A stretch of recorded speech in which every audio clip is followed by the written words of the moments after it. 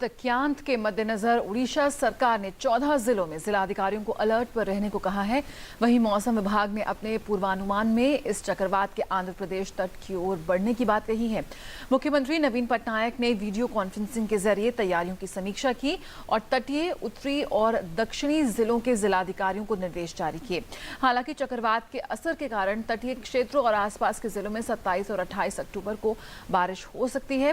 बंगाल की खाड़ी में बना गहरे दबाव का क्षेत्र उत्तर पश्चिम क्षेत्र की ओर बढ़ गया और चक्रवाती तूफान में बदल गया, जिसे क्यांत नाम दिया गया है। विशेष राहत आयुक्त पीके महापात्रा ने कहा है कि मछुआरों को समुद्र में नहीं जाने को कहा गया है।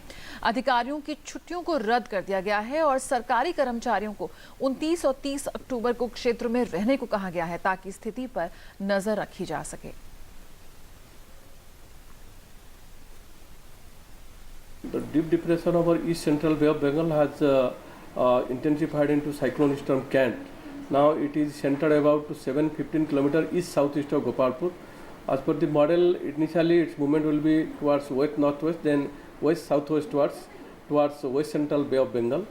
So along the West Central Bay of Bengal, it may go towards Andhra coast. So Odisha region may have rainfall and wind speed from 27th onwards. So we are anticipating wind speed around 45 to 55 km per hour, gusting to 65 km per hour on 27th and 28th October 2003 along Odisha coast.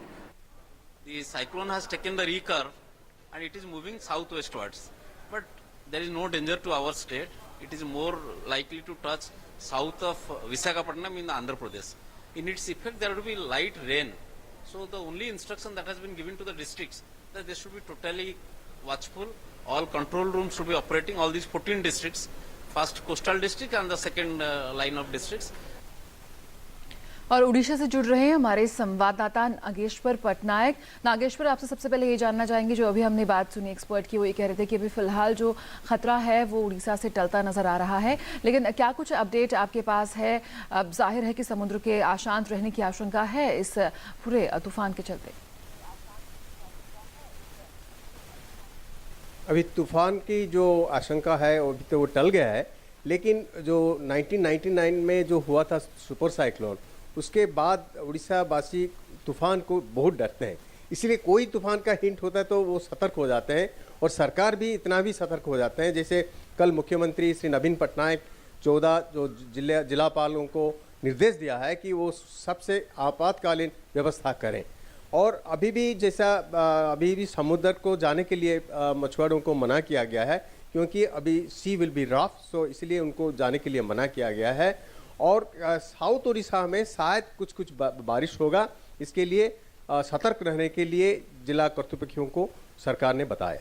जी नागेश्वर, क्या कुछ मौसम विभाग की ओर से और कुछ जानकारी अभी जारी की गई, कोई बुलेटिन जारी किया गया, और जो तटीय इलाके हैं उनके लिए कोई विशेष निर्देश प्रशासन की ओर से? अभी जैसे गोपालपुर से 6 किलोमीटर के दूर ये चक्रवात तूफान की रूप ले रहा है, तो अभी वो बोल रहे हैं कि वाइजैक में भी, विशाखापट्टनम में अगर होता तो शायद उड़ीसा में शायद उसका इम्पैक्ट होता। अभी मछलीपट्टनम में शायद ये फॉल होगा, साइक्लोन जो लैंडफॉल होगा बोल के IMD का अभी जो लेटेस्ट जो रिपोर्ट निकला है उसमें बोला गया है।